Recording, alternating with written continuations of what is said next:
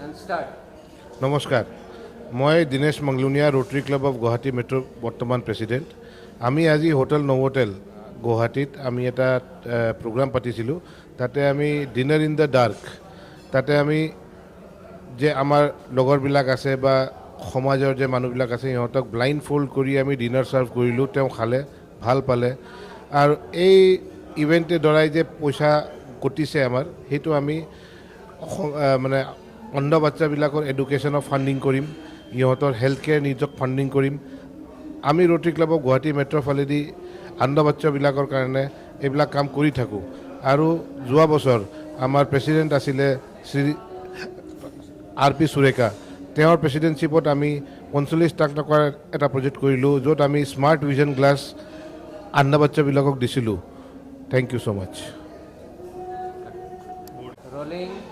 Rotary Club of Guwahati Metro की तरफ से हमने आज एक प्रोग्राम किया डिनर इन द डार्क। इसका मुख्य उद्देश्य था कि ब्लाइंड फोल्ड करके डिनर करवाएं उन लोगों को जिनकी आंखें हैं, ताकि वो महसूस कर पाए उस दुनिया को जो अंधे बच्चे या अंधे लोग महसूस कर पाते हैं। इसके द्वारा रेज किया हुआ फंड हम इन्हीं बच्चों की फ्यूचर हायर एजुकेशन और उनके हेल्थ केयर नीड्स के ऊपर खर्च करेंगे। ऐसे प्रोग्राम हम करते रहते हैं।